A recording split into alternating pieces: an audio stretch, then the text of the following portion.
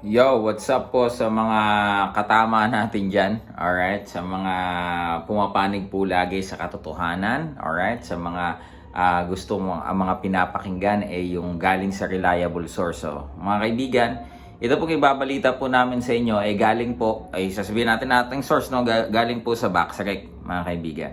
So, kung gusto niyo i-confirm ang aking pong ibabalita ngayon, you can go sa website po nila, www.boxrec.com. I-research nyo po ang pangalan ni John Riel Casimero at para po ma-confirm nyo po ang balita po yan coming from, or yung status niya coming from Boxrec. Ngayon po mga kaibigan, ito pong bagong status na inilabas po ng Boxrec, actually kahapon ng umaga, hindi pa to inactive eh. So, sa US kasi yung 15 sa atin, kanila 14 pa eh. So, after nung ika-isang taon ng kanyang anibersaryo ng laban niya dito kay Guillermo Rigondo, dun po malamang sa malamang inilagay ng Boxrec sa pagiging inactive yung status po niya as a professional boxer.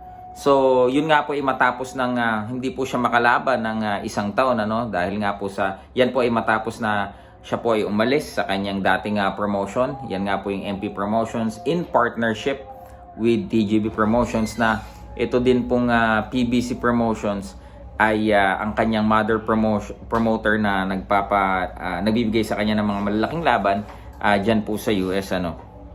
Ngayon po, being an inactive fighter sa dito po sa larangan ng boxing, mga kaibigan, ano po ang mga posibleng sumunod po na scenario dyan? Sabi po ni Sir Sean Gibbons, siya po ay nakausap ko regarding this, maari pong mawala daw po siya sa rankings. So let's say ngayon po nasa top 10 siya ng world ranking ng WBO sa bantamweight division. Kapag po ang status mo daw ay naging inactive, mawawala ka sa sirkulasyon ng isang top rated bantamweight fighter or kahit anong division pa ng isang organization. Kasi ang unang-una po nilang requirement dyan, para ikaw ay maging parte ng kanilang rankings, ikaw po dapat ay isang active fighter. So, malaking dagok po yan kung ikaw ay boksingero, sapagkat yung iyong pagnanais na makalaban sa isang world title championship, mas nagiging malabo po yung chance ang ikaw ay makalaban. Ngayon po ganito, dati kang kampiyon, nawalan ka ng titulo, under ka pa rin ng top 10, pero meron ka pa rin chance na makalaban sa world title fight. Yun nga lang po, kapag ikaw ay nasa ganyang kalalagayan, ang iyong purse o yung iyong premyo, hindi na po magiging kagaya kung ikaw ay kampiyon pa.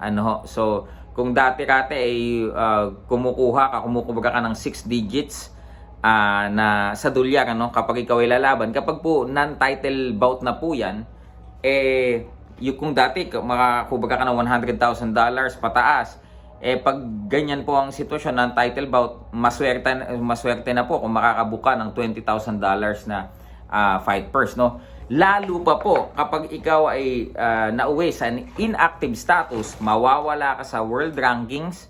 Kapag po ikaw ay nagdesisyon na bumalik sa paglaban, mas bababa po ang iyong purse. Sabi ni Sir Sean, ranging from $2,500 to $5,000, o kung maswerte ka, $8,000 or $10,000 na abot ka pa din. So napakalayo na po dun sa dapat ay purse mo, kung ikaw ay kampiyon. Kasi sabi nga po ni Sir or ni Attorney Ed Tolentino, kapag ikaw ay kampiyon, iyong title ay iyong bargaining chip para ikaw ay makakuha ng hindi lang mga laban, kundi malalaking laban at malalaking premyo sa larangan ng boxing. Ngayon, kapag inactive na yung status mo, wala ka pang kasiguraduhan kung makakalaban ka. Dahil unang-una, ang tanong dyan, sino ang current handler mo? Meron ka bang promoter? Ngayon, naipalabas na din ng ilan sa mga vloggers na wala na yung kanyang listed registered manager at promoter. So, isa din pong malaking question yon. So, ngayon po, alam ko na marami po sa inyo mga boxing fans ang nanghihinayang, meron parang isang talento ang nasayang, Pero ginawa naman po natin ang lahat ng ating makakaya to remind him to, to do what is right, to dump this mga inexperienced people around him at gawin yung tama. But hindi nga po nangyari yun. Isang taon na yung nagdaan. Napakabilis po ng isang taon, na they tried to do it on their own. Pero nga, wala pong nangyari. Pinakinggan niya po yung, sabi nga ni Sir Sean, nung pinipilit or nakikiusap si Sir Jerry Peñalosa na tulungan ni Sir Sean itong former champion. Ano sabi ni Sir Sean? Well, champ, how can you help a person if he doesn't want to be assisted? He opted to, listen to those guys who are smarter than me. Okay, so be it. Parang ganun yung kay Sir Sean eh. And I also asked Sir Sean if there's a possibility, kagaya kasi nung sinasabi niya dati, nung December 2, January, sabi niya, if babalik daw ito, si former champion sa kanya, he will accept him, pero siya lang. Pero December po yun, 2021, up until January of 2022. Nung huli po na mayroon akong nakausap na si Sir Angel, kung saan siya po ay kumupkop dun sa former champion sa UK, na gusto nga daw nilang kontakin si Sir Sean, I asked Sir Sean if he's still open to accept him. But ang sabi po ni Sir Sean ay ayaw na po niya. Isinasarado na daw po niya ang chapter na yon sa kanyang buhay na diba, he worked with this guy, no? So para sa kanya wala na, hindi niya na daw po tatanggapin, So alam ko pong maraming panghihinayang ang nakomento ang ating pong mababasa, pero po siguro, 'di ba, maging aral po itong kwento po niya sa mga up and coming fighters po natin, na kung gusto niyo pong matupad ang inyong pangarap sa larangan ng boxing, wag niyo pong tahakin yung landas na kanilang tinahak para po, 'di ba, magtagumpay ka.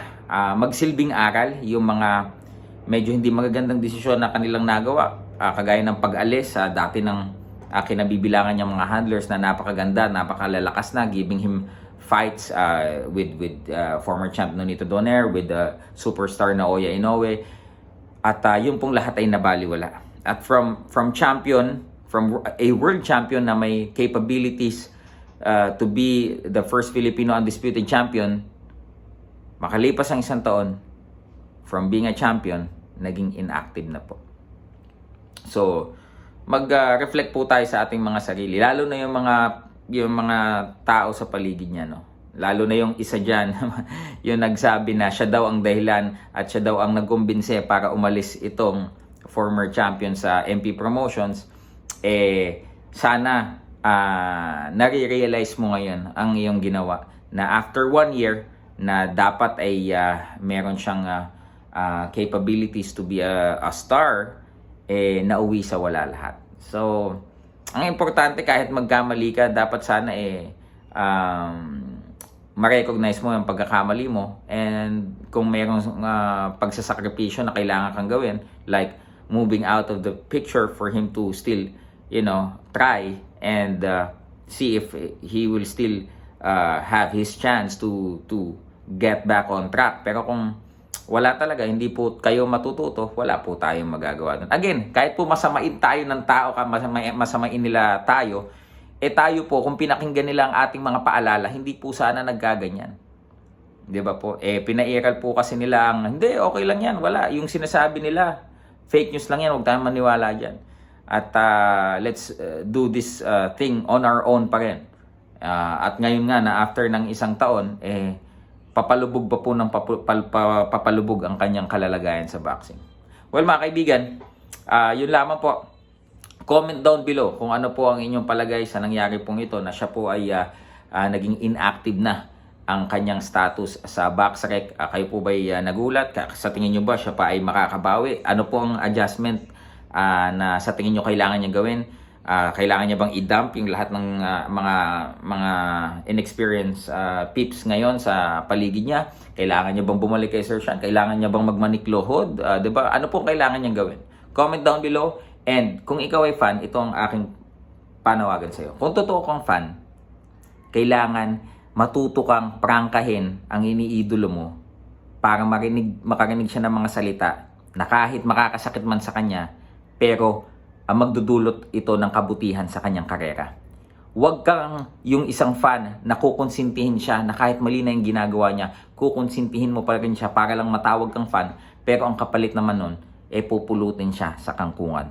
Maging mapagmatsyag po tayo, balansin natin ang ating mga sarili. Mag-reflect po tayo. Ikaw ba yung klase ng fan na talagang kinonsinte ang iyong sinusuportahan at akala niya tuloy tama ang ginagawa niya? Again, if you love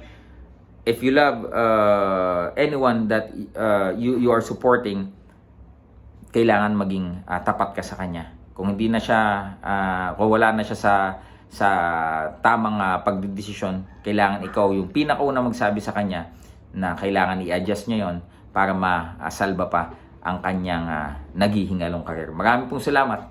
Magandang umaga po sa inyo lahat. Peace.